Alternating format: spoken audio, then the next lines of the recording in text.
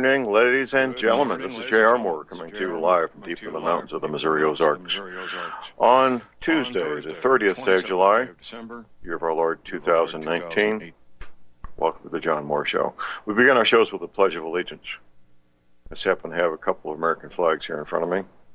I pledge allegiance to the flag of the United States of America and to the republic for which it stands, one nation, under God, indivisible, with liberty and justice for all. The purpose of the day, we can talk about this just a little bit. I want to encourage all of you to work on your physical conditioning. That would be a good thing. If you have some health issues, underlying health issues, please consult with your health care professional prior to starting any kind of exercise routine. That would just be a wise thing to do. There's basically two kinds of strength, aerobic and anaerobic strength. American men tend to focus more on anaerobic strength. That would be weightlifting. Aerobic strength would be the ability to, say, lift a 50-pound bag of grain, all day long, as if it was your place of employment, what you do for a living, picking up and moving fairly heavy but not terribly heavy things all day long. That's aerobic strength. Anaerobic strength is the ability to lift a whole lot of weight once or twice, maybe a couple 100 pounds, 200-300 pounds, bench pressing, so forth. There's a place for both. There's a place for both. In addition, you need to have good flexibility. You need to have the ability to get oxygen into your blood very efficiently. That is especially important if you're walking up a steep hill or running. The ability to get oxygen to your blood is something very important. We're going to have open lines this first hour, by the way. Steve Ben Noon is out on assignment. We are hoping that Leon Green will call in. He's a busy guy doing a lot of different things. We're getting all set up for the Caribbean cruise. The first one didn't work out. This one looks like it's going to be a go. My friend Sam Andrews, if you listen to my Monday show, Sam's on every Monday with me. You can see Sam. He was one of the special speakers at my wife's memorial event this past Saturday. That's posted on my website, the video of that. It's not professionally shot, but it's okay. Regardless, the cruise leaves Cape Canaveral, Florida, Saturday, February 9th, and returns to Cape Canaveral Saturday, February 16th. It'll be a lot of fun. Steve Ben Noon and I are planning a conference, a one morning conference on Friday, February the 8th in Orlando. Once we get the venue set up, we'll get that information out to everybody so you can make your reservations. Okay. I work with a number of people in different areas of expertise, people in law enforcement, people connected to various government agencies, people like Steve Ben Noon, of course, Sam Andrews. We're seeing a consensus forming. The consensus is the following, that we may have 15 months as of the day after tomorrow. It'll be 14 months prior to the election, November 2020. 14 months will flash by. It'll be so fast, make your head spin. Trust me, it will. And I'm sure most of you recognize that. The concern shared by the men and women I work with is the following concern, that our enemies, the people that oppose us, socialists, communists, Democrats, Muslims, they know they're going to lose. They're not going to win the White House. They're definitely not going to win the Senate. There's a high possibility, which is growing each day, that because they're making complete fools of themselves every day of the week, that they may lose the House of Representatives also. That's what needs to happen, regardless. The plan initially was to win at the ballot box through fraud and deception. They know that's finished. They also know that Plan B needs to be kicked in. That's to engage in civil disorder, rioting, win by violence in the streets, basically, what they want to do. They feel like they'll have no choice. So that's what we're looking at. Quite frankly, I believe that's a very clear and present danger. The men and women I work with agree with me on that point. We're all working on our preparedness, and I encourage all of you to be doing the same thing. What I run into almost every day of the week is men and women who have a spouse that doesn't want to hear about it, family members, adult children, parents, siblings who don't want to hear about it. That's expected. That's the norm. That's not out of the ordinary. Sure, make an effort to inform them. It may or may not be successful. You should make the attempt. It's good idea to not have an emotional attachment to the outcome. That would be wise. I learned that many, many years ago. And then move forward with your team, whoever your team might be. It may be your spouse, maybe some adult children, possibly parents, siblings, people you're really close to from church, maybe you went to school with or in the military with, whatever it might be. Move forward to make preparations. It will be historic. It will be horrendous. It will be a matter of life and death for many people, especially those in the contested areas. The contested areas will be those areas between the inner cities and the country, what we call the suburbs. Suburbs are kind of an artificially created entity since World War II for a number of reasons that I won't go into. Those will be the contested areas. You don't want to be there. You don't want to be in the inner cities. Our enemies may be a lot of things, but they're not stupid. They understand how vulnerable our culture is, how vulnerable our infrastructure is. They may not be well versed in military tactics. So very few of them are military veterans, by the way, in case you don't know. But they can figure out how to damage, destroy communications and the power grid. That's all that's necessary. They've received training in that. The soy boys in the cities are not much of a problem, but the Spetsnaz, the Iranian sleeper cells, these are men, probably some women, that have had very intense military training, especially the Spetsnaz, and how to destroy critical infrastructure, how to perform assassinations, and so forth. This is a clear and present danger. The first step is to get your spiritual house in order. That is the first step. Always, always, always. To disregard that, well, you do that at your peril. The next step, of course, is to develop skills. I know this is repetitious for many of you, but this is radio. There's many people who've never heard this before, so we need to start from the beginning, don't we? Whether you're a group of 6 or 600, the 2 skills in biggest demand, shortest supply, are the following 2 skills: emergency medical treatment, including first aid and CPR, and ham radio skills. Any group, whether it's a group of 6 or 600, will have dozens of useful skills. Men and women who are well versed in those skills probably possess tools and equipment related to those skills.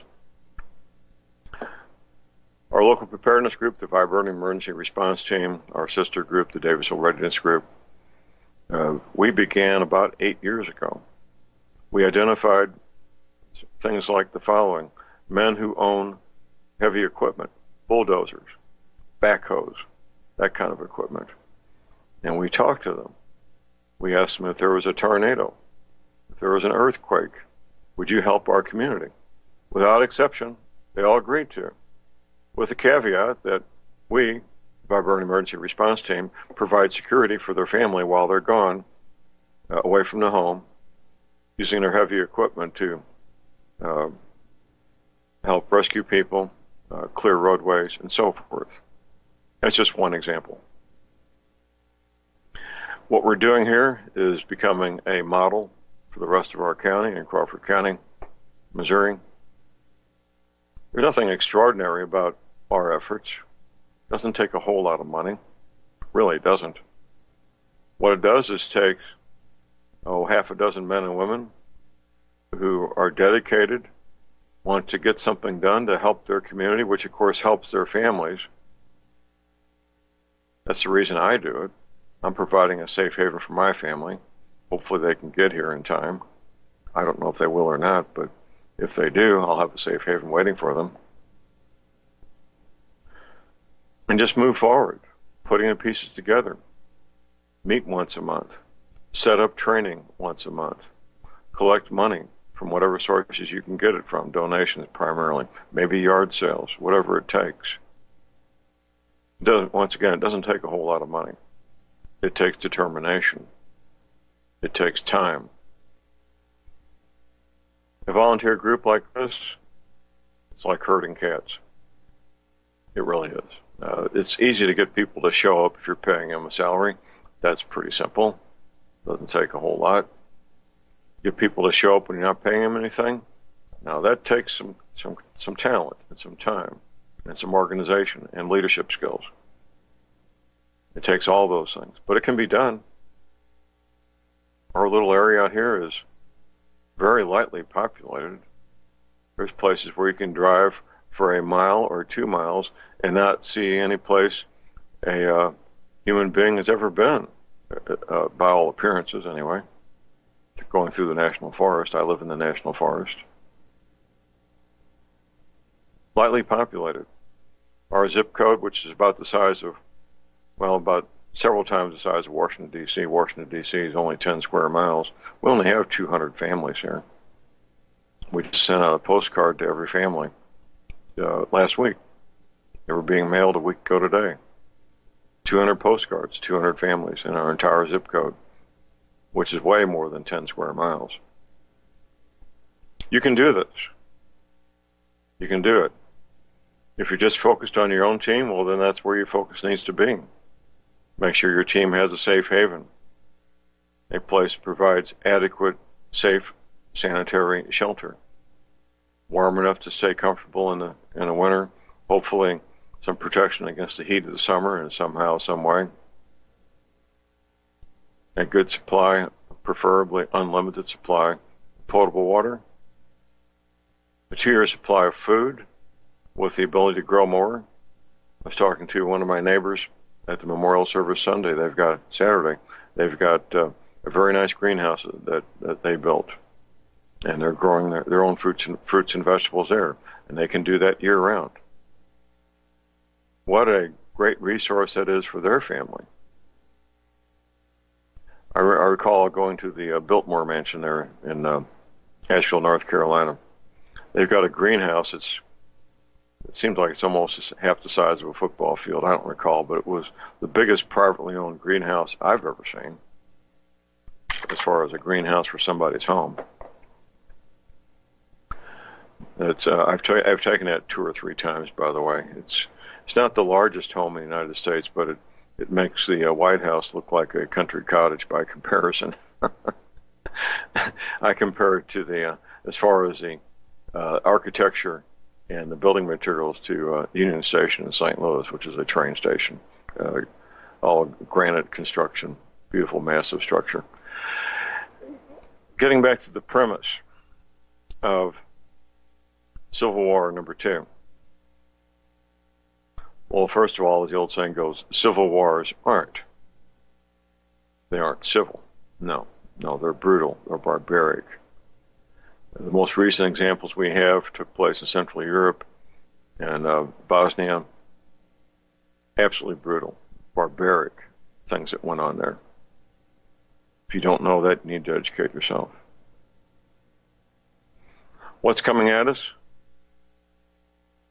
The communist, Muslims, socialist Democrats. That's what's coming at us. There will be state-sponsored groups. The Russian Spetsnaz are state-sponsored. They got very deep pockets, the entire financial resources of Russia behind them. The Iranian sleeper cells, they have the resources, the financial resources of an entire country behind them. Chinese, of course, they're part of it. Financial resources of China behind them.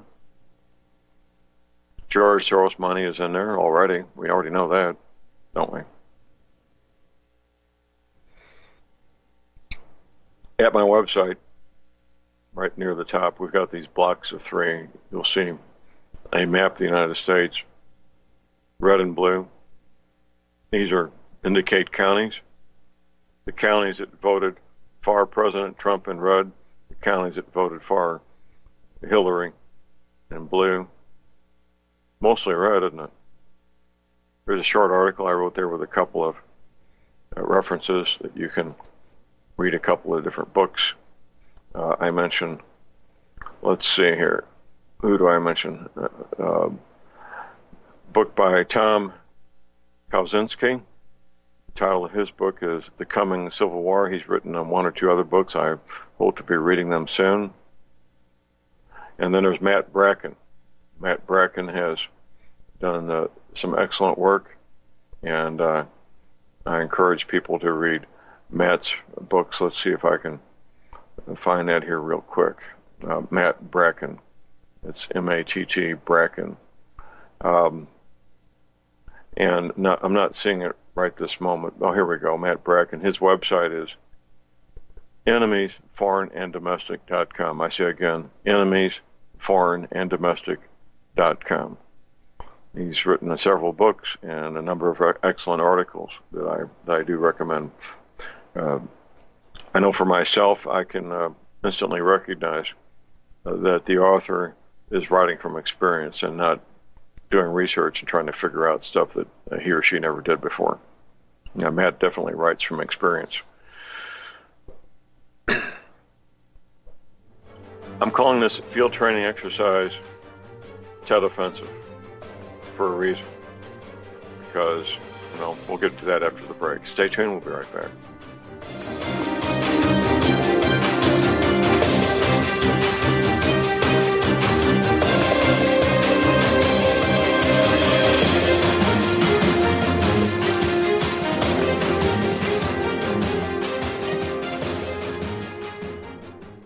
Folks, we're living in a world the likes of which we've never perceived any clearer than we do now. The plan for global governance has been in the works for generations and would have likely been achieved by now but for the fact that the globalists left open their Achilles heel. With all their tools, Federal Reserve System, fiat currency, no child left behind, and then Common Core education introduced to our schools to dumb us down, vaccines, pharmaceuticals to lobotomize us, GMO foods, insertion of compromised or bought and paid for politicians, judges, mainstream media propaganda, all pieced together like a puzzle designed to ultimately bring the world under submission. But with all their strategy, they forgot one thing: knowledge. And knowledge is power. With knowledge, their bombardment is nullified. Folks, with that, as brilliant and knowledgeable as you've become, among the wisest audience of any radio audience in the world, and you are, I want you to take a moment to reflect and ask yourself, how much of that knowledge did I obtain from Republic Broadcasting Network? How high has my consciousness been raised since I've been a listener? How fast am I now able to discriminate truth from fake news by being a Republic Broadcasting listener? How clear am I now able to see the world since I've been listening to RBN? Ask yourselves those questions, folks. Then ask yourself, what is that knowledge worth to me? Like my morning coffee, how would I survive without it? A voice of truth in a sea of lies. Do we not all need to make sure it survives? Like public broadcasting, we are now finding we can only survive with listener support. Censorship, advertisers being attacked, truth itself being attacked. It's the only way through this. We at Republic Broadcasting humbly ask you to become a supporter. Look at your budget and make a determination of what Republic Broadcasting is worth to you and what you can afford on a monthly basis. Go to republicbroadcasting.org and pledge $20, $30, $40, $50, if possible, $100 a month or more if it's affordable. Click the donate button and become a regular monthly donor. Assure both us and yourself that Republic Broadcasting truth will continue to flow like that morning coffee. The network thanks you.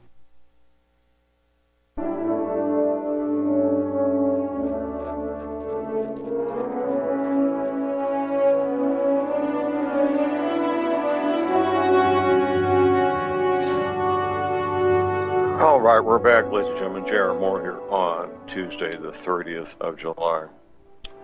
FTX, Foxtrot Tango X-Ray, That's a acronym for Field Training Exercise. So we're calling this FTX, Tet Offensive. The Tet Offensive, of course, was a military offensive in Vietnam, the end of January 1968. I was there. I was part of it.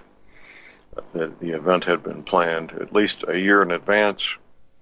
The plan was to attack all U.S. military and South Vietnamese military bases at the same time, overwhelming them, and that the South Vietnamese people would join in on that. Of course, they didn't. And the first 3 days, it was touching. It wasn't really clear who was going to win, quite frankly. The first 3 days, it was rough. It was rough. But by the fourth day, U.S. military firepower, the U.S. military was able to push back the Viet Cong and the North Vietnamese and prevail. The Viet Cong were basically eliminated as a functional group for the rest of the war. For all intents and purposes, they were wiped out. The North Vietnamese army became the main enemy for the balance of the war from 1968 till the war ended in 1975. Regardless, I had to name it something, so that's what I named it. It's an exercise. It's a field training exercise to be treated as such. I don't know what's going to happen. I know what could happen, and that's why we're planning this. That's what we're doing. Getting ready for possibility of a civil war. So in my position as a radio talk show host, I do feel a responsibility to issue warnings if I feel there's merit to the matter. In this case, I do, just like Planet X and other things. So there's merit to this on one hand. On the other, there's a lot of moving pieces. Donald Trump is very aware of this matter. He's been briefed. What will he do? I don't know. What he'll do is largely secret. He'll do what he can to mitigate or stop it completely if he can. If not, then it's up to you and I, isn't it, to make sure that our families are safe. That's my job, and that's what I hope is your job as well. We got a caller on hold here. We got Glenn in Philadelphia. Glenn, haven't heard you from a while. How you doing, sir? Oh, I'm hanging in there, John. Just exceedingly busy and weary and sore and stuff, but thank God hanging in there. Yeah. But you just reminded me of an old joke. I was listening to Chuck Missler speak one time. You probably know who he is, right? I know who he is. Yes, does a lot of good work. Yeah, exactly. And but he would occasionally include quips or jokes in his presentations. And one time, in talking about politics and stuff, he referred to Washington. He mentioned that Washington D.C.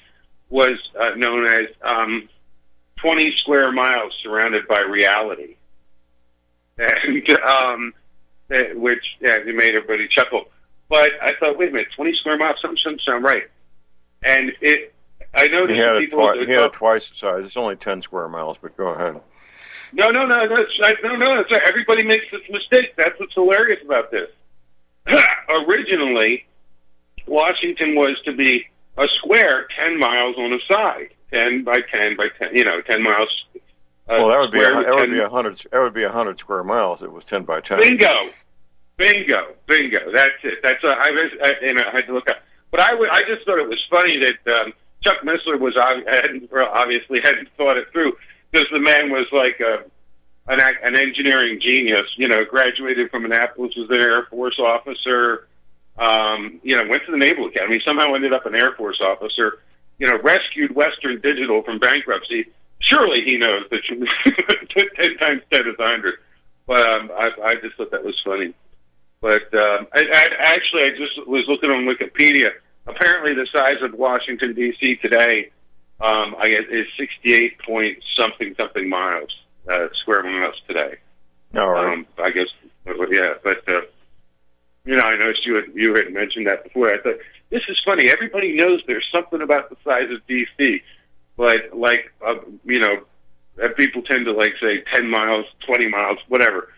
But it was that 10 mile square, it was interesting. But all right. Anyway, you were talking about field training exercise stuff. I just tuned in, so right. You're talking about prepping stuff. Okay, right. Alrighty. How are you yourself doing, sir? Well, I started my new life over the weekend. My wife's memorial service was Saturday. You can watch it on my website if you want, Glenn. And starting over. Right. And a lot of challenges. Obviously, I know a lot of people who've been through this, and they all pretty much say the same thing. It takes time. And that's where we are. It takes time. And for me, what works is staying busy. So I'm staying busy. Right. Well, may God grant you effective breathing and a healed heart. Thank you, Glenn. Appreciate it. Take care, we have a break. We'll be right back. Stay tuned.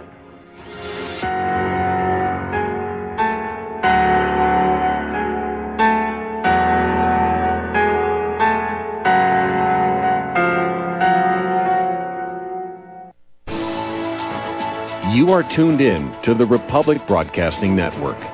Visit our website by going to republicbroadcasting.org.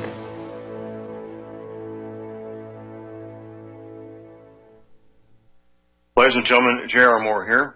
We have a special promotion going on at Republic Broadcasting. This is a fundraiser for Republic Broadcasting involving the Energy Cleaner. Mail me a postcard. My address is at my website at thelibertyman.com. We pick a postcard every other Thursday. When your postcard is drawn out, you get to buy an energy cleaner for $215 instead of $285, $70 discount. $200 goes to Republic Broadcasting. You also get a 10% discount on my mattress pads. So get those postcards in, put your name, your telephone number, your email address on there, and when your postcard is drawn, you get to get an energy cleaner for $215 instead of $285. Mattress pads, 10% off. Help us out at Republic Broadcasting and help yourself to get an energy cleaner at a deep discount. It's a win-win situation for everybody. We hope you can get these postcards in soon. Thank you very much.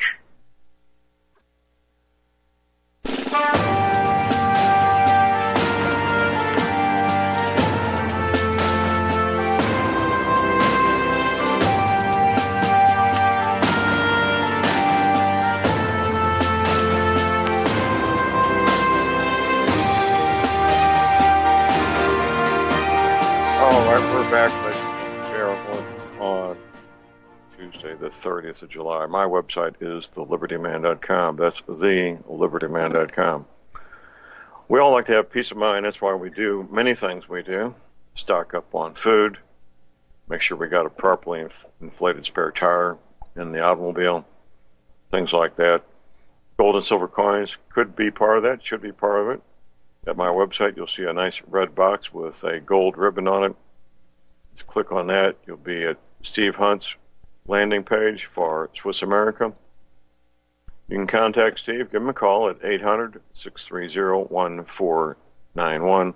Ask him for the free reports titled The Secret War on Cash and the War Against Economic Freedom. They'll help educate you. Once you've been educated, once Steve gets to know what your needs are, then he can help you meet your needs. Put together a custom program for you. Also, my website, of course, you'll find energy clinics for sale. This is my home business. I've helped many, many hundreds of people all over the planet get relief from pain, arthritis pain, joint pain, help them sleep as good as I do every night, sleep as good as a small child every night of the week. $285 shipping included to American zip codes. When you place your order, I'm the guy that boxes them up, the energy cleaners, the mattress pads that go with them. I take them to the Little Country Post Office in Cherryville, Missouri, where they go out priority mail, signature confirmation. You can place your order for the energy cleaner and the mattress pads right there at my website using PayPal. PayPal's marvelous. You do not give up your credit card information. That's what makes it so private. It's very good, very private, very secure. MasterCard, Visa, you can send me a check. My address is there at my website. You can call my toll-free hotline 24 hours a day. Here it is, 800-592-5790. 800-592-9543. I say again, 800-592-9543. We hope to have the information on our Caribbean cruise posted by the end of the day today, and it's going to be a lot of fun. It will be a lot of fun. We got a caller on hold here. We got Dave in Texas. Good morning, Dave. Morning, John. Very good idea with the FTX idea. I think that's a great idea for people to get involved with. My main point, I guess I'll hold off on a second. I just ran across an article on Zero Hedge about Chinese pork imports. They're up nearly 70% from last year because of the massive die-off of their pork herds, which is a main staple in China. They've got some massive disease they're terming pig Ebola. And that, when you start starving a population, that causes problems with unrest, and things might heat up in China. Anyways, my original point was, you're familiar with the book 1 Second After by Forston. Right. I am, absolutely. Well, he did, it is very, very good primer for people that are unfamiliar with EMP. He went through, I think, 3 books in that series, but he started a new series on a solar event, and I'm halfway through the book, and it's called 48 Hours, and it deals with a series of closely spaced solar eruptions that eventually become enough of a threat to the planet that the government starts their continuity of government programs underway, and people go into the bunkers and things like that. It's a very interesting book. It's called 48 Hours, and it's written as well, if not better, than his previous books. Well, I'll probably have it on my Kindle before the end of the day today. Yep, highly recommend it. He's a good writer. He's a good writer. Yeah, he really is. Yeah, he is, and he brings out some really good points. He's done some research on this one, talking about the various cycles of the sun, the 11-year, the 200-year, and even the 12,500 or whatever year that caused the Younger Dryas event many eons ago. But good book. I recommend it for everybody. All right. Anything else, Dave? No, that's about it, except for I recommend everybody also get into rainwater collection. Good idea. Well, if you live where I live, it's not an issue, but go for it, Dave. All right. Bye-bye. Thank you. The call number is 800-313-9443. The creek that runs through my property is 2/3 of the water comes from my spring, which puts out 1 million gallons a day. Now, my place is extraordinary in that regard, but the Arkansas, Missouri Ozarks, just the Missouri part of the Ozarks, which is the state of Missouri south of the Missouri River, that's the Missouri Ozarks, we have more bridges in that part of the state than any state in the United States has. That's because of all the creeks and rivers that we've got. Lots and lots of water. I recall when first time I brought my wife, Dr. Moore, out here, she walked around and looked, and after a couple of hours, she said simply a 2-word statement, or three-word statement: too much water. Too much water. And there is a lot of, we've got the one big spring that puts out 1 million gallons a day. Then we've got several small springs that are more of a nuisance than anything else. Another little creek that comes down through one of the little hollows here in our place. We've got 3 ponds, all of which need some work to get back to fully functional. A lot of water on these 40 acres. The Ozarks has lots of water. Typically, we get all the rainfall that the ranchers need to grow their hay. That's as far as crops around here. We've got 2 crops. We've got hay and we've got timber. Otherwise, it's gardens that people have. There's no row crops here. There may be some spots where there's some soybeans and corn being grown, but that's the exception, not the rule. Of course, a lot of guys will grow a small plot of corn just to attract deer, which that's fine if you want to attract the deer. Getting back to field training exercise, Tet offensive. field training exercise, Tet Offensive. That's what I'm calling it. It doesn't involve anybody but you and your team. There's no coordination of different groups. There's not going to be any coordination. I won't be. If there was any attempt to, I would not be part of it. This is strictly family by family, small group by small group. Maybe get as big as a church getting involved, for example. Maybe a neighborhood of some families getting together. Whatever it is, that's as big as it's going to get in terms of any coordination. I expect there'll be hundreds of small groups, mostly family-based, that will participate in FTX Tet Offensive. I don't want to know who you are, where you are, or what you're doing. I don't. I really don't. The best way for this to happen is privately with no central coordination. We got another Texas caller. We got Lane in Texas. Good morning, Lane. Hey, good morning, John. How are you? Really good, sir. What's on your mind? Well, I've been meaning to call in for a while. You know, every day, almost every day, you mention the Muslims and how they're attacking and they're really bad and everything. And I'm not disagreeing with that. In fact, I want to make a devil's advocate statement. I'm not a Jane Fonda. But, you know, there's another side to this story. There's always two sides to a story, and we're not getting both sides. And I'll try to keep this as short as possible. But, you know, we have been attacking in one way or another these Muslim nations who have done nothing to us originally since, well, I'll just take 1952 when the CIA went in, overthrew the Iranian government, and put in a puppet, the Shah of Iran. And he was ruthless. No telling us how many Iranians died because he had this thing called the Savak secret police. Then we jump up, just say, to Desert Storm, where Hussein out of Iraq actually got permission to attack Kuwait to the State Department, and then George Bush probably knew about this all along and said, we think we don't like that because a fake Kuwaiti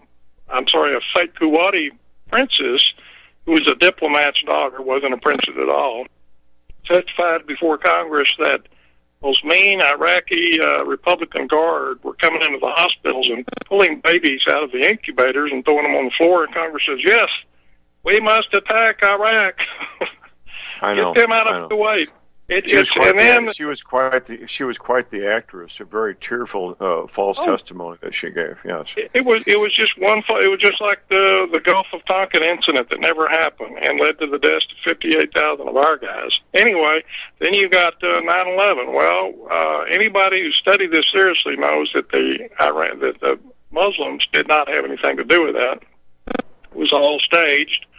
The buildings were wired from top to bottom with explosives. This is the testimony of the guy who designed the Twin Towers. The architects and engineers from 9/11 Truth said there's 2,500 of them. They filled out affidavits saying that was a controlled demolition.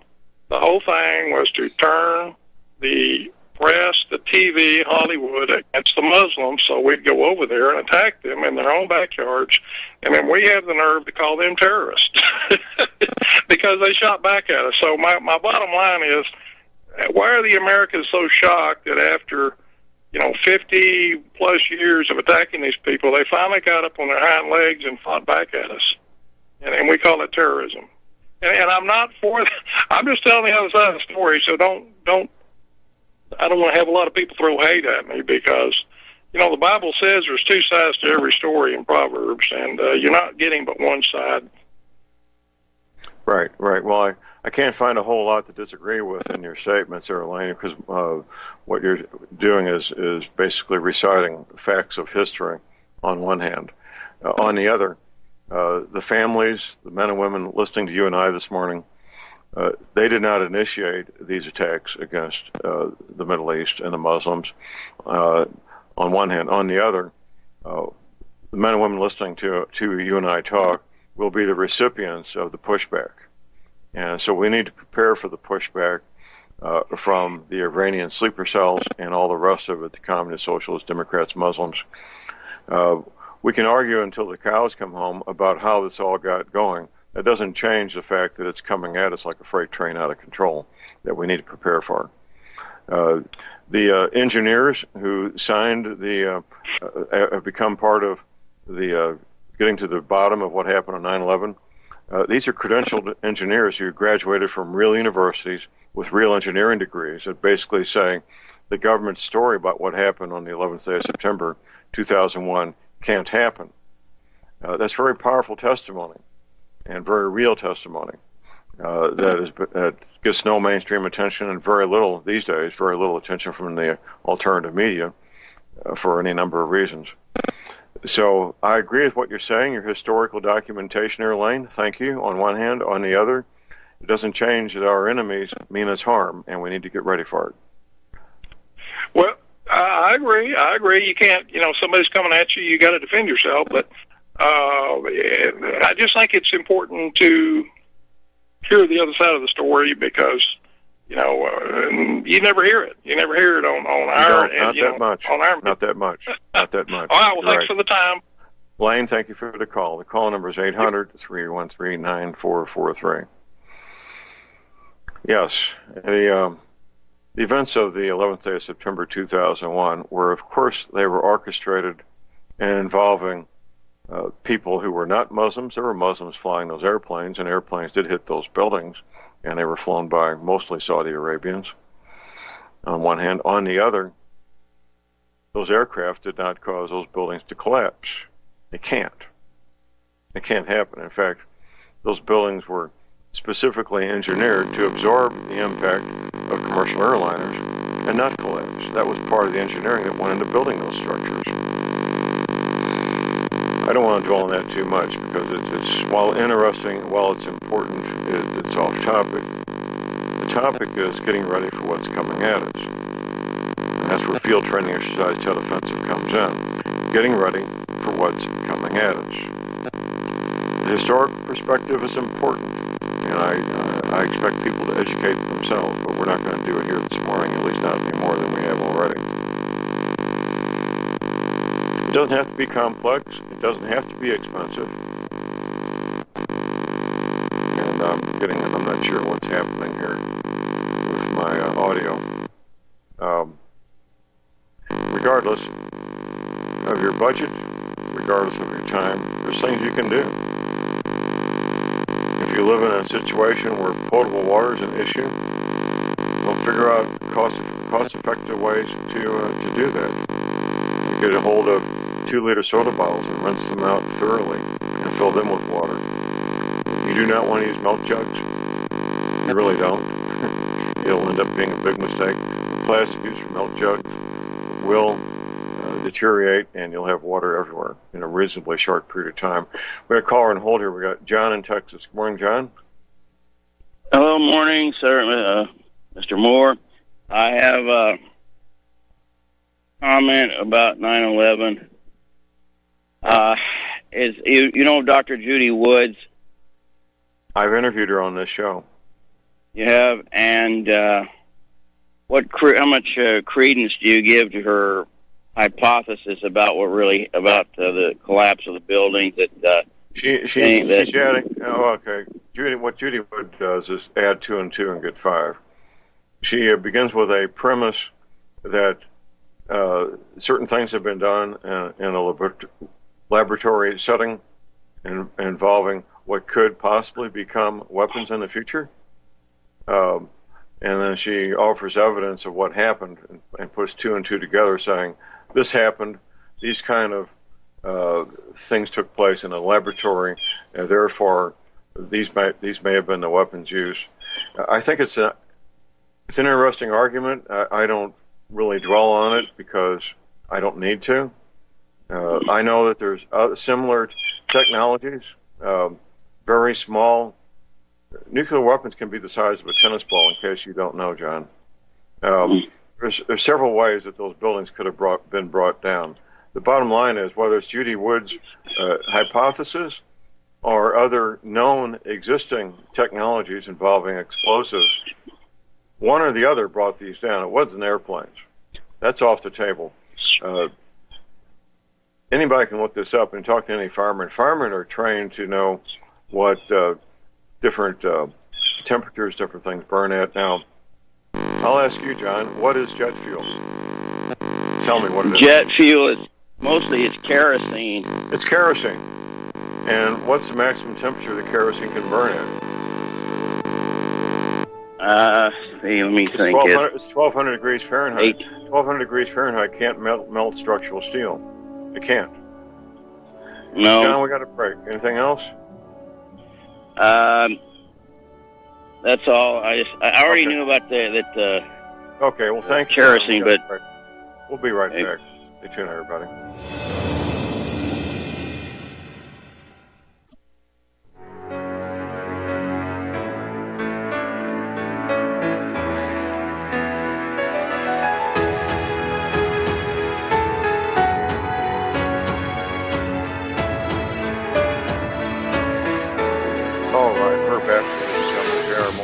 On Tuesday, the 30th of July.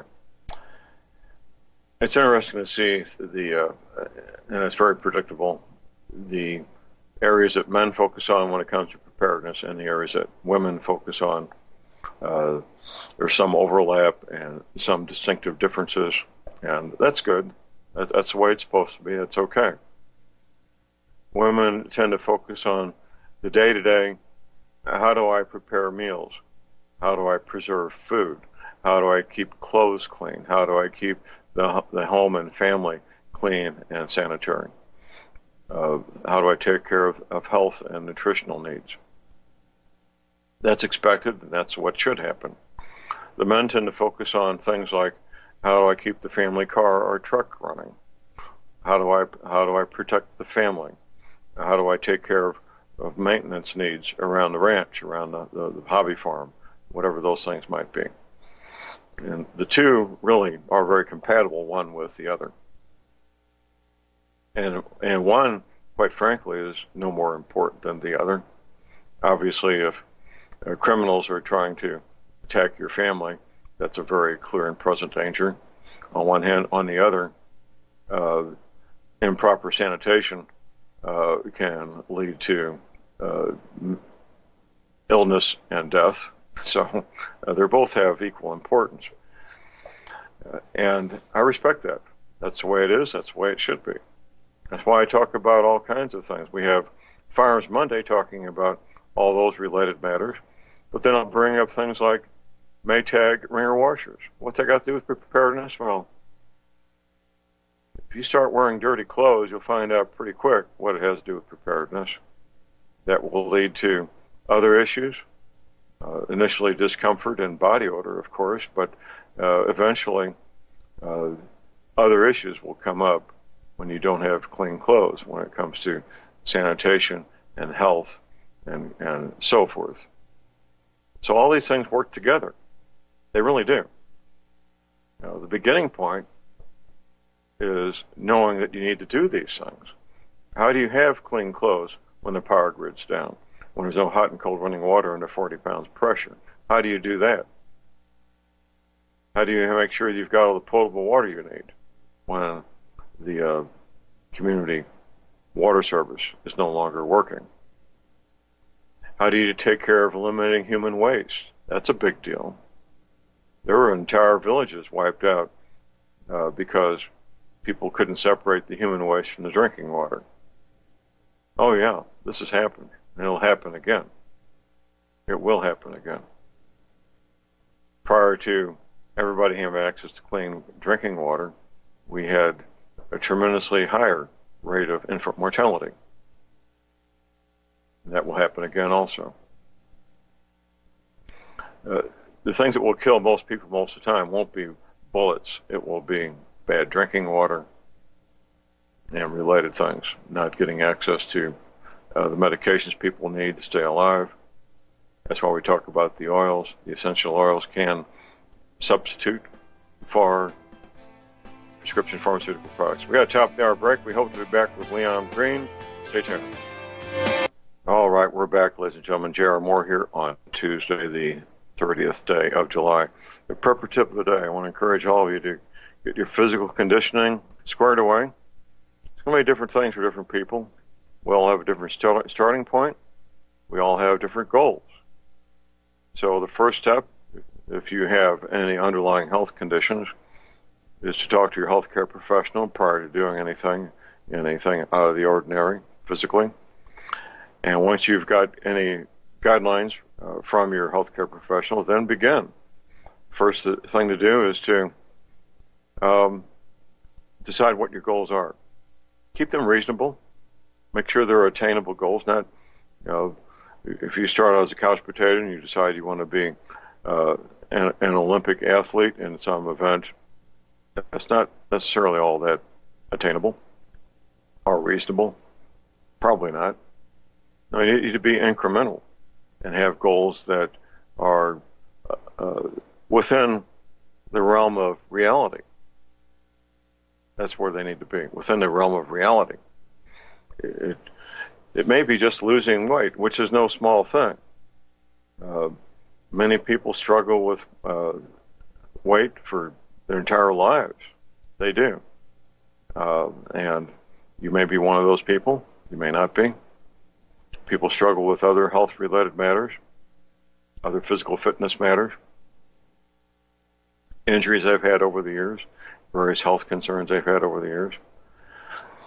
It doesn't mean there's not room for improvement. It doesn't mean that at all. It means you need to accommodate whatever those past issues were and incorporate them into your reality and work around them. I have my reality for where I am and where I want to be, and you've got yours. I respect that. But the bottom line is, almost all of us could have better physical conditioning. Almost all of us could have better reserves of strength, both anaerobic strength and aerobic strength. Almost all of us could improve on where we are to get to where we want to be. During a crisis, that won't be an option. You'll be dealing with the day-to-day issues of that crisis, whatever it might be. Discretionary time for physical conditioning is not going to happen. It simply isn't. That would be an extraordinary place to be able to do that. So, get started. That's the bottom line. Get started. Don't dwell on what you cannot do. Take joy in what you can do. No, John Moore's not going to run the 100-yard dash in 10 seconds anymore, as I did half a century ago. I can probably run the 100-meter dash, though, in 16 seconds or so. I ran the 100-meter dash as a 60-year-old in 15.7 seconds. I think I could come pretty close to doing that again. My most recent parachute jump was 24 months ago this month. That was a lot. Well, actually, I did a couple over the weekend. It was fun. And I go for walks in the afternoon once the sun breaks down below the horizon a little bit and starts to cool off a bit. Walks on these hills are great exercise. Going out my back door of my cabin and walking only a couple hundred yards is the equivalent of going up the steps of a 10-story building. That's how steep the hill is behind my home. It looks like Leon is off having fun training today instead of with us. And Leon, I hope you're having fun. We will have open lines here at Republic Broadcasting at 800-313-9443. I have a concealed carry class coming up this coming Saturday down at Freedom Center USA in Lebanon, Missouri. If you want to join us, be a student at my concealed carry class, I will be issuing a certificate at the end of the day, so you can get your Missouri concealed carry permit. The telephone number to sign up for the class, I'll give it twice slowly. Sam Anders will pick up the phone. That's 417-718-2597. I say again, 417-718-2597. It'll be a lot of fun. It'll be a good-sized class. Getting all my material ready to go right now as we speak. Well, not during the show, obviously, but there's a lot that goes into preparing for a class like this. And I look forward to meeting everybody that shows up for the class. We had several class members at the memorial service this past Saturday, by the way. The thing I keep coming back to is 15 months, soon to be in a couple of days, 14 months. 14 months before we have a major election, a presidential election, the first Tuesday in November 2020.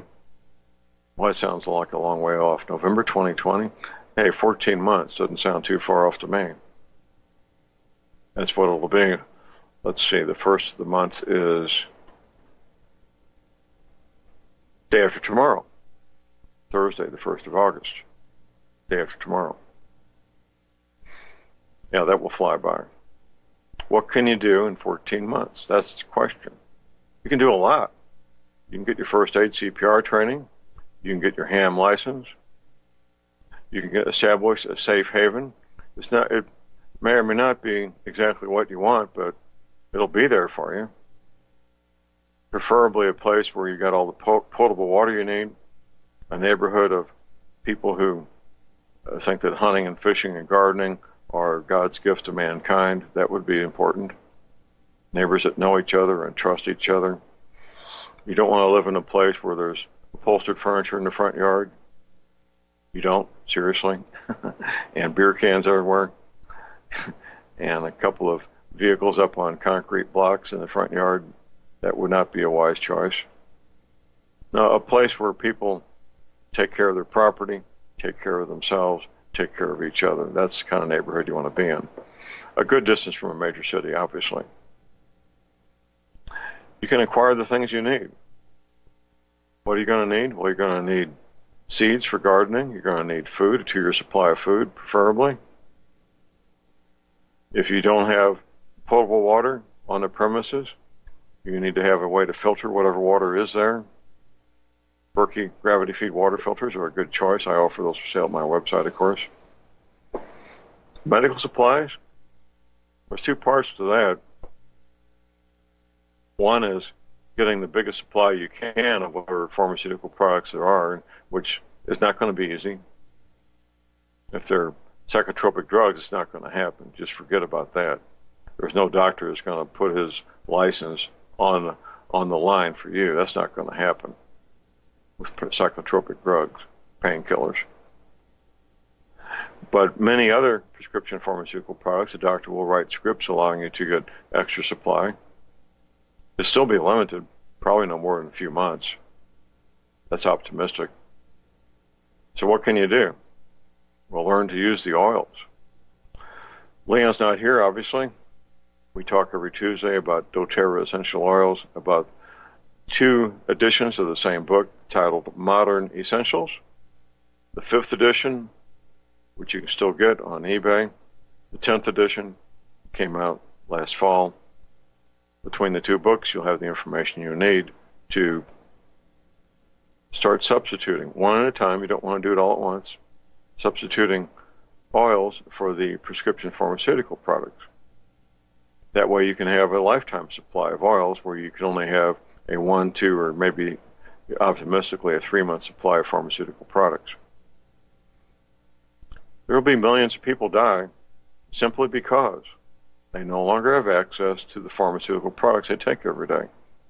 Blood pressure medicine, heart medicine, medicine for any number of different things, organ transplant medicines. These are products that stop your body from rejecting the transplanted organ in the body.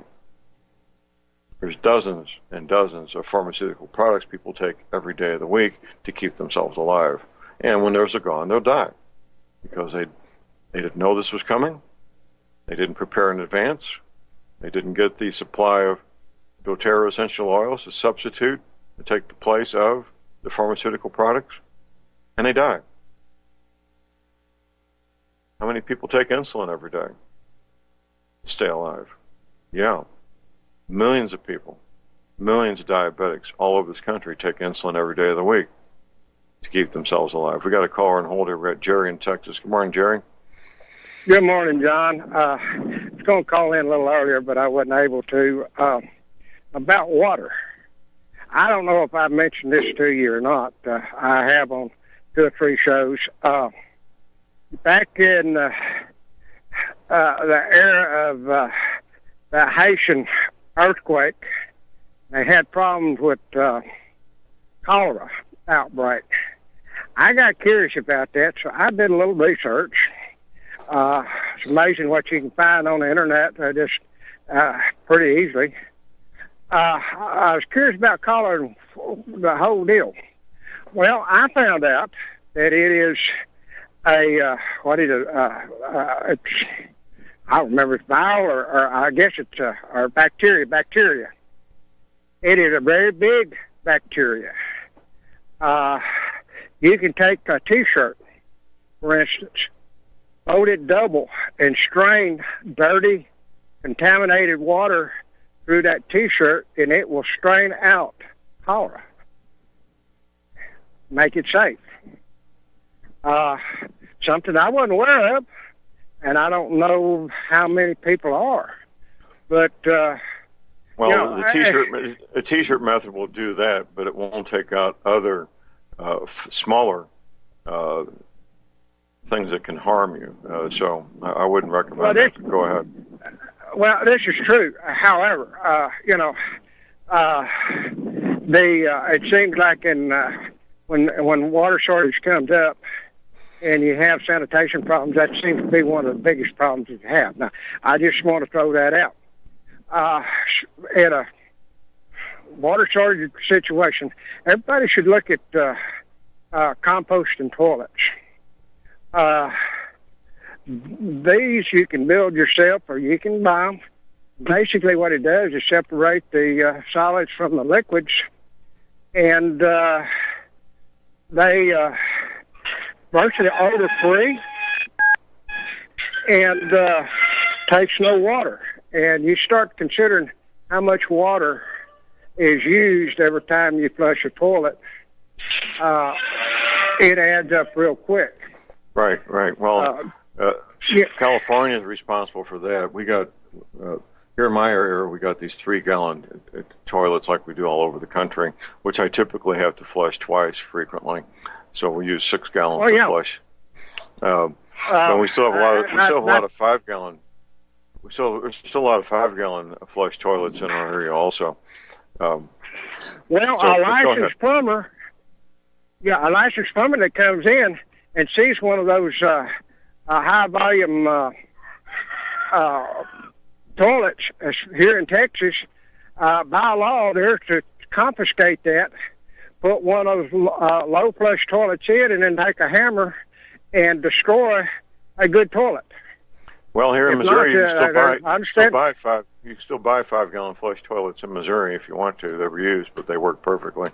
They'll probably last.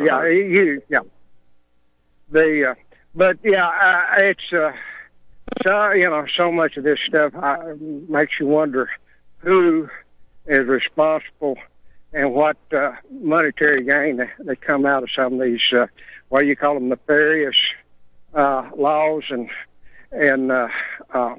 codes and what have you. But anyway, just a couple of thoughts that people might want to keep in mind so far as water conservation. Save a lot of water that way. And the thing is, some people say, well, I take the gray water and flush it. Well, that's fine and good, but when you flush that gray water, what do you got? You've got black water. So, you've broken down the integrity of that water that otherwise might be more easily used. So, anyway, just a couple food thank you, ideas for thought. Appreciate Thank you for taking my call. Mm-hmm. Thank you, Jerry. Appreciate the call. You have a good day. Thank you. Thank you, sir. Call number is 800-313-9443. This is kind of a funny segue from that attached to it. Back in the 1970s, there was a water shortage in California, and California restaurants started asking their customers if they wanted a glass of water with their meal instead of just automatically bringing it to the table, which is fine. If you've got a water shortage, you're living in the desert with 20 million of your closest friends, and there's no water shortage because you're living in the desert with 20 million of your closest friends there in greater Los Angeles. I saw the same thing happening in St. Louis. Now, St. Louis has one of the largest rivers on the planet on one side, the Mississippi River, another of the largest rivers on the planet, the Missouri River on another side, and a small but significant river on the south side, the Merrimack River. So St. Louis is basically surrounded by rivers, all the water it ever wanted. And I found it rather ironic that the servers and restaurants in St. Louis, Missouri, were asking their customers if they wanted a glass of water with their meal instead of just automatically bringing it. How crazy is that? But that's how the silliness gets transmitted 2,000 miles away from where it is a real problem to where it's not a problem at all. Same thing with these 3-gallon, 5-gallon flush toilets. We got all the water in the world here, all the water we could use and more. But we're stuck with these 3-gallon flush toilets, which, as I mentioned a moment ago, I frequently have to flush twice. So it's a 6-gallon flush.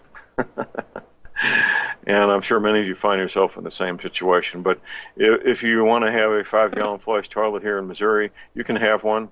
The plumbers have no mandate to confiscate your 5-gallon flush toilet. And you can still find the 5-gallon flush toilets for sale in yard sales and places like that on Craigslist and things of that nature here in Missouri if you decide you want those. Okay, getting back to the topic at hand and the first step. The first step is the biggest step. The first step is educating yourself that this is real. Here's our break. Stay tuned. We'll be right back.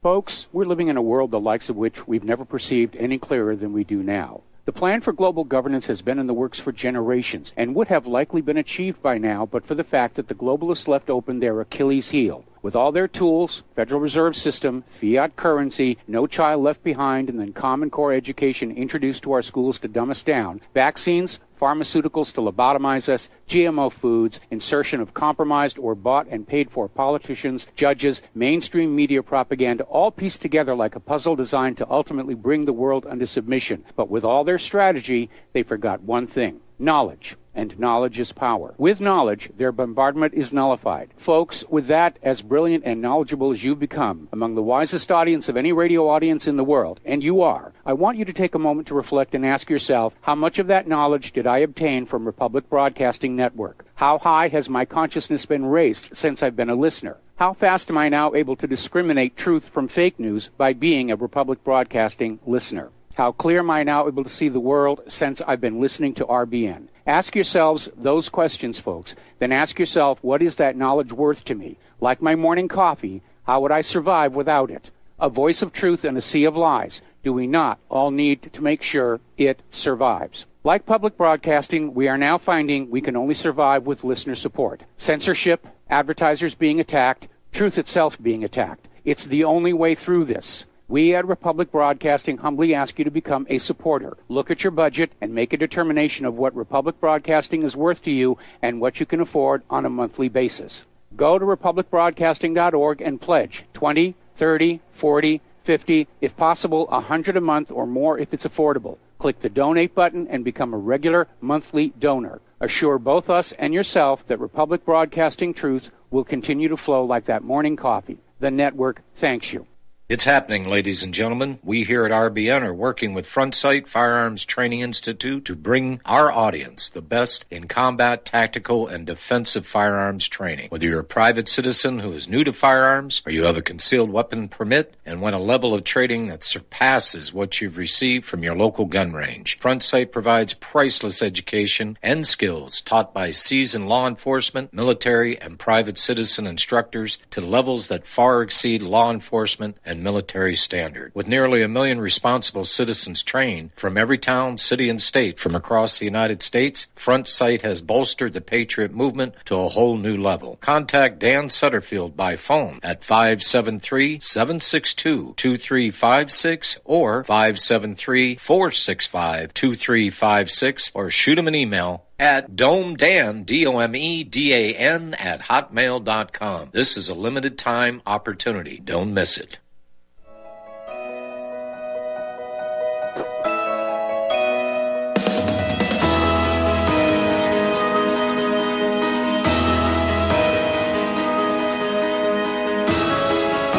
All right, we're back with Jim and J.R. Moore here on Tuesday, the 30th of July. This year is flying by, isn't it? The 7th month of the year. Thursday will be the 8th month of the year. Beginning Thursday, we will have 14 months prior to the first Tuesday of November in 2020. The election. Donald Trump will be reelected. There's no doubt in my mind. Should be no doubt in yours. Plan B. Since they cannot and will not win at the ballot box through the fraud and deception that they've been attempting, this whole consortium of 15 states trying to subvert the Electoral College, that's not going to work. It's unconstitutional. The purpose of the Electoral College is to prevent us from becoming a democracy. That's the purpose of the Electoral College, is to prevent us from becoming a democracy. Of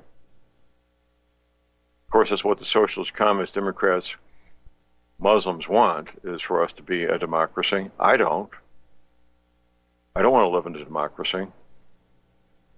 If you read the Federalist Papers, any time the word democracy comes up, it's not spoken of in glowing terms, to say the least. The Founding Fathers knew full well what a democracy was, and they didn't want nothing to do with it. No, we live in a republic. We live in a constitutional republic. You won't find the word democracy anywhere in the Constitution of the United States. It's simply not there. It's not there. Regardless, Plan B is to collapse our economy, to cause civil disorder, possibly have United Nations troops come in here for peacekeeping purposes. Once they're here, they're not leaving unless we kill them all off. I'll do my share. You'll have to do your share. Will I go looking for them? Probably not. My main concern is going to be taking care of my family. To engage in offensive operations, that's something this cowboy has no interest in. Foreign troops on our soil, peacekeepers from Pakistan, what a treat that would be. The reputation of United Nations peacekeepers is not a good one, in case you don't know. I'm here to tell you. The reputation of United Nations peacekeepers is not good. They loot, they steal, they rape. Do they commit murder? Probably.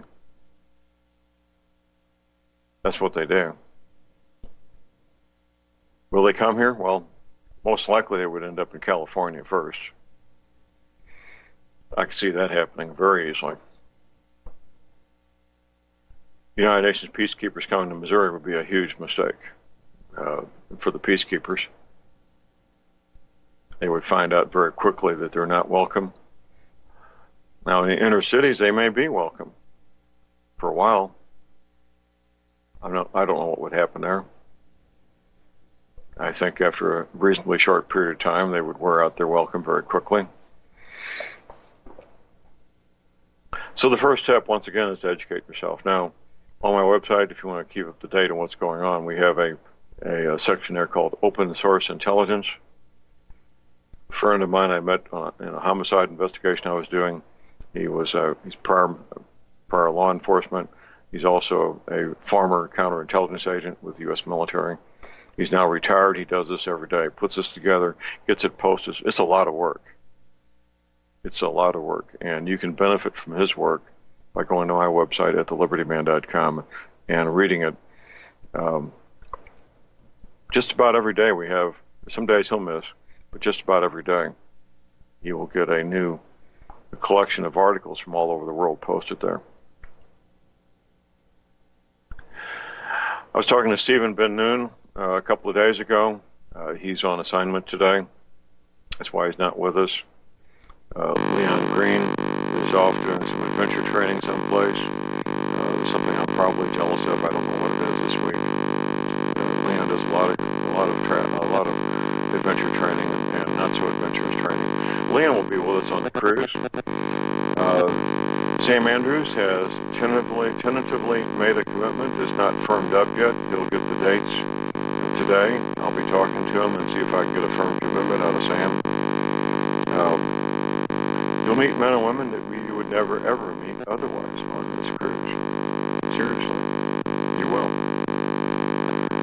So Stephen Ben Noon is setting up a conference for he and I, just the two of us, on Friday, February the 8th in Orlando. It'll probably be a hotel meeting room. I don't know what the venue's going to be yet. Once I do, I will get that to you. Get a notice from my engineer here that there's some extraneous noise. I don't know what that's coming from. It's the nature of live radio that things come and go. Apparently it's gone for the time being. There is a speech given by the top military general in the Chinese army. It wasn't meant to be heard or known about outside the highest levels of the Chinese military, and you can read it on my website. We'll be right back. Stay tuned.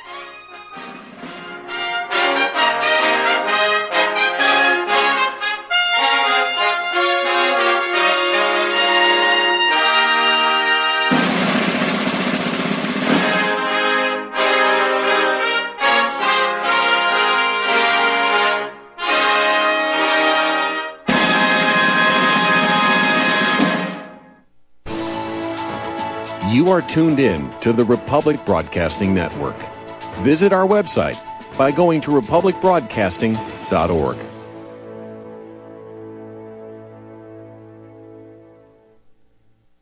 Ladies and gentlemen, J.R. Moore here. We have a special promotion going on at Republic Broadcasting. This is a fundraiser for Republic Broadcasting involving the Energy Cleaner. Mail me a postcard. My address is at my website at thelibertyman.com. We pick a postcard every other Thursday. When your postcard is drawn out, you get to buy an energy cleaner for $215 instead of $285, $70 discount. $200 goes to Republic Broadcasting. You also get a 10% discount on my mattress pads.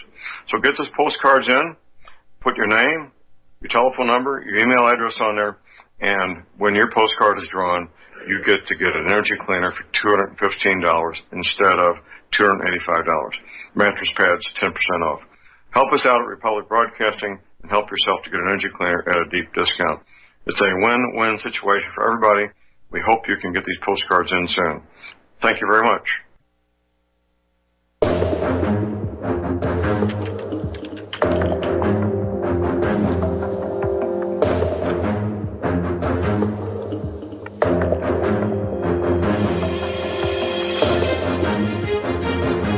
All right, we're back, ladies and gentlemen. J.R. Moore here on Tuesday. It is Tuesday. Next to last day of July.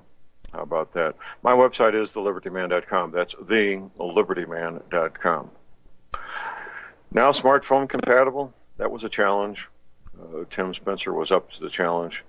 He's been very diligent, keeping everything squared away and up to date there. There's a lot to do, keeping a website current, to say the least. And let's see what we got here. Scrolling down, we've got the video from my wife, Dr. Moore's memorial service this past Saturday. Right next to that, the article I wrote about the coming Second Civil War. A little article of the photograph of me receiving the Prague Peace Prize 2 years ago this month.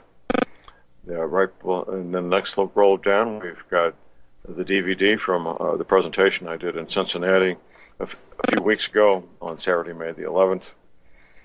The articles I was talking about the Chinese general's speech, and then the open source intelligence and so forth.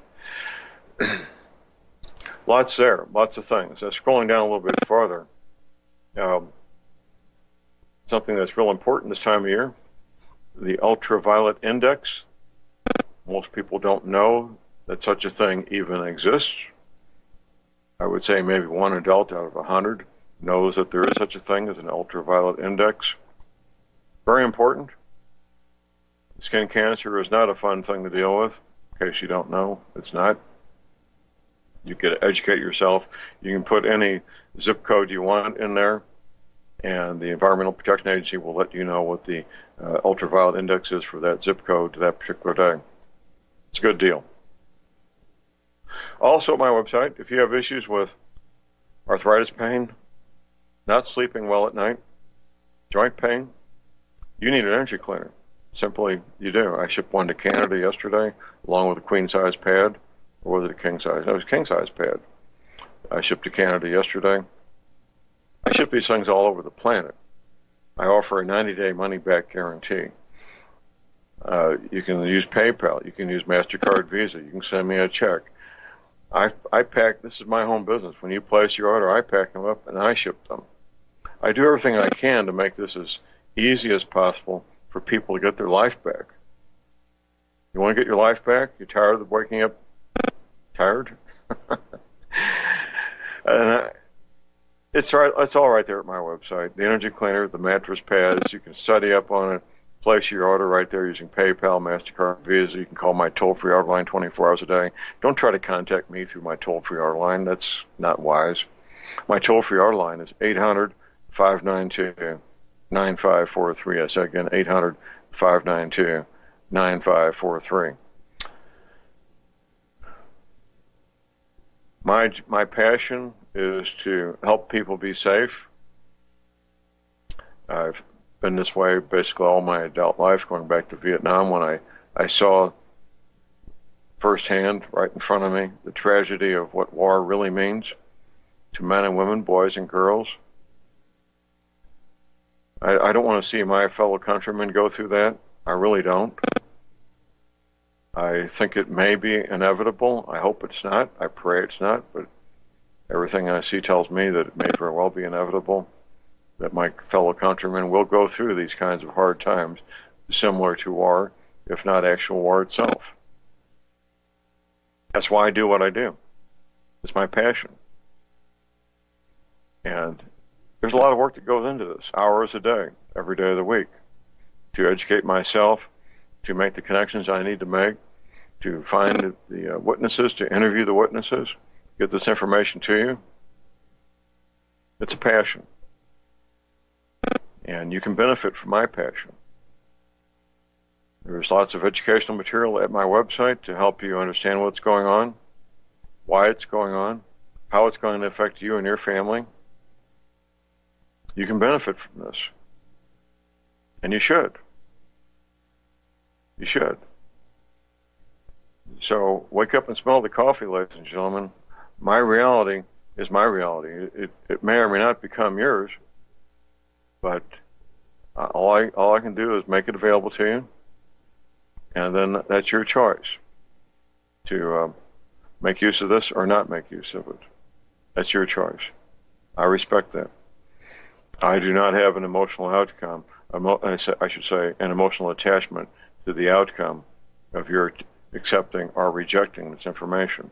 I don't. That's up to you. And I respect what you do, and what you do is your choice, and the consequences of your choice are your consequences, not mine. Of course, I hope you make the right decisions. That's a given. Of course I do. On one hand. On the other, the decision you make will have consequences. As I frequently say, life is two things: decisions and the consequences of those decisions. Not doing anything is a decision in itself, isn't it? Of course it is. That's your choice also. I've been at this a long time. Consciously since my daughter was born, everything changed. The moment she wrapped her tiny little fingers, she had been born only a few minutes, around my pinky, it sent an electric shock wave down my spine. Literally, it did. And that at that moment, I understood, no ifs, ands, or buts, I understood that I was completely responsible for the health, life, and well-being of this innocent life, this innocent human being, my daughter. It changed everything. And I looked at preparedness in a whole new light. As a young man, a healthy young male, combat veteran in his mid-20s, I didn't give a whole lot of conscious thought to preparedness because I knew I could take care of myself. But being responsible for an infant, that was a whole different thing. And that responsibility continues now with my grandchildren, still with my daughter, and of course my wonderful son-in-law, great guy. My one grandson is a young adult himself, 22 years old. He doesn't have the life experience I did as a 22-year-old. That's okay. He's got his own life experience, and I respect that. He's a great kid, young man, has a great future ahead of him, and so forth. But I still have a desire to want to protect him and make sure he has a safe haven. And he knows that. It turns out he was talking to his roommate recently and said, if the lights go out and the phones don't work, head to Missouri. To Grandpa's house. That's my house. I'm going to be modifying that and suggesting that he and his mother and siblings and stepfather, that they have a rally point and come down here to Missouri as a group. I think that would be safer and better for the whole family.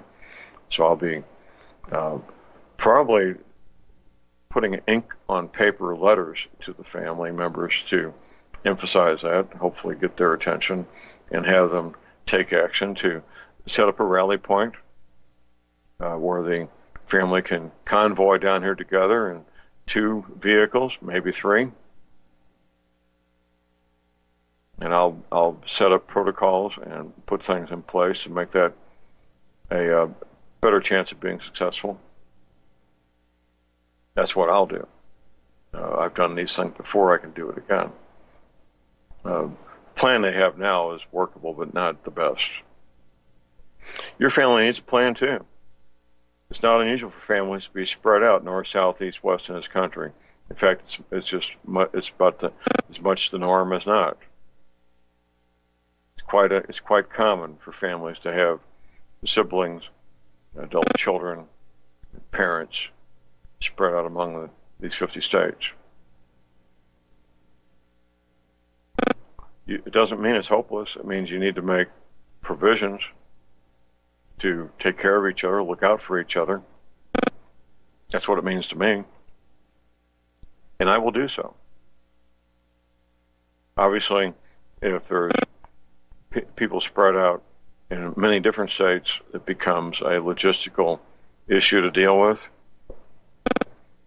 Some people are going to shelter in place. Others will try to get to a safe haven with other family members. It's going to vary from family to family, isn't it? There's no one-size-fits-all answer to this. It's more like you do what you got to do for your family. Customize a program for your family.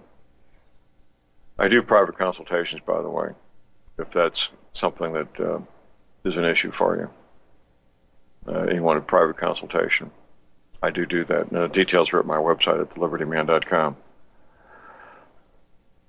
Most people can figure it out on their own. And if you need a private consultation, we'll do that. So,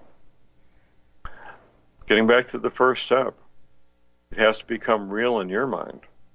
If it's not real in your mind, if it's not a clear and present danger in your mind, there's no next step at all. It doesn't exist. It can't exist. I'm not suggesting you take the word of radio talk show host as the word. I'm suggesting you take what I say, the references I give references to books and articles that you can educate and read yourself with. If they have the ring of truth to them, if they have the veracity to convince you, then that's great. Once you convince yourself, then you need to convince your team members. Now, that may be easy, it may be difficult, it may be impossible. That's going to vary also, won't it? But do what you got to do. If you get one team member with you to cooperate, that's great. If you get two, that's better. Three is even better. Get up to 5 or 6, and you really got a team. The ideal size for a team would be about 12 adults, by the way. Why do you need that many? Here's why. The number 168. What's that number, John? That's how many hours there are in a week. That's how many hours one adult needs to be awake all week, every week, 168 hours. At least one adult needs to be awake each of those 168 hours. 2 people aren't going to do that. 4 aren't going to do it. Once you get to about 6, it becomes somewhat civilized. Once you get to 12, spreading out that night watch becomes a fairly easy thing to do, especially if you've got 1 or 2 insomniacs. Yeah, that's my reality. 168 hours a week. A lady friend of mine, she was going to be part of our group. She declined, moved, I think, 3 counties north of me. She says, John, will I be safe? And I said, well, sure. How long can you stay awake? That's how long you'll be safe. How long can you stay awake? She got real quiet. She was married to an intelligence operative in Berlin in the early to mid-1960s when the people were being shot to death for attempting to escape communism. She knows how bad it could be. She got real quiet. But that's her decision, and I respect that. She wanted to live up there in a very beautiful location, which she does, and she will be safe as long as she can stay awake. End of story. Hopefully that won't be your decision. I sometimes and frequently see families want to get involved in what I call the island concept of preparedness, where the family, the team buys 20 or 40 acres or more, and they decide they're going to hold off the world. That's not going to work.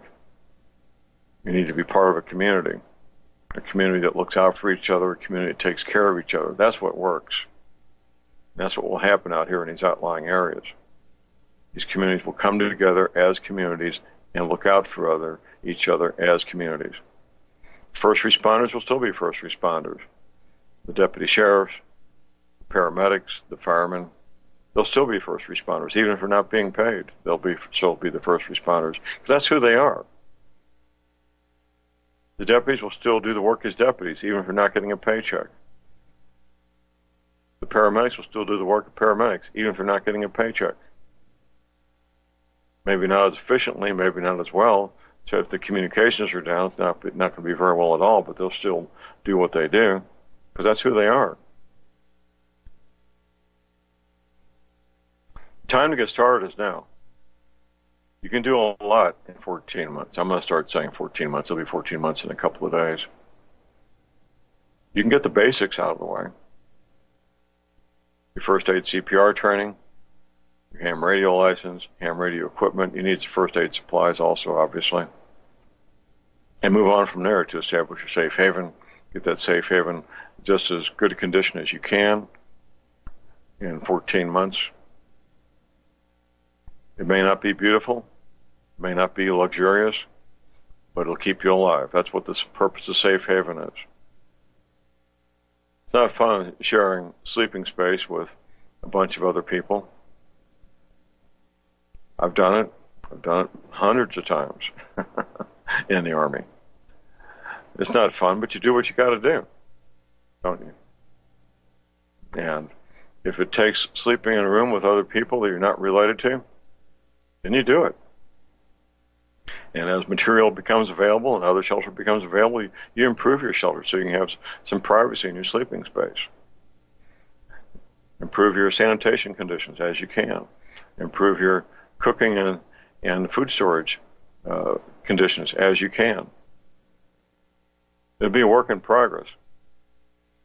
99% of your time is going to be spent doing routine domestic things around the safe haven. Child care, food preparation, sanitation items, carpenter work, plumbing work, electrical work, mechanical work, gardening, cutting firewood. That's what 99% of your time is going to be spent doing. 1% or less will be spent dealing with criminals that want to harm you.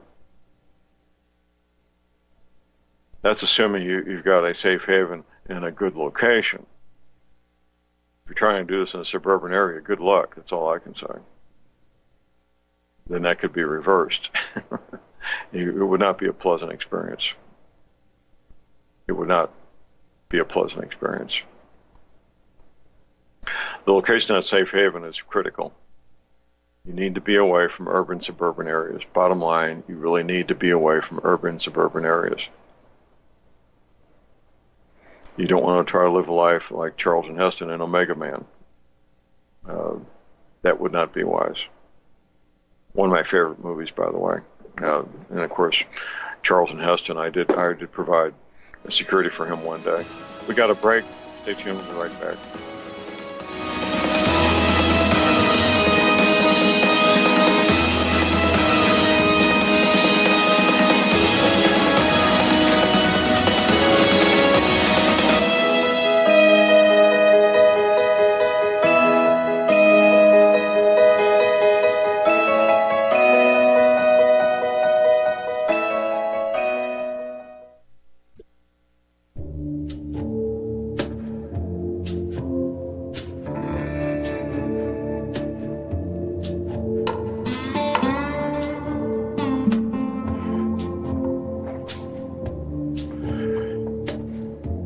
All right, we're back, ladies and gentlemen. J.R. Moore here on Tuesday, the 30th of July. One of my passions is reading. A number of passions. And one of them is reading has been most of my adult life, well, all my adult life, really, quite frankly. Even going back to a youngster, 20 years old in Vietnam, my passion for reading really got ignited. Even before that, even in high school, I had subscriptions to 4 to 5 publications that I had come and delivered to me as a high school student, and the things I was interested in. And that continues. I really enjoy reading different genres, and I expect it will be the rest of my life. That's no reason why not. There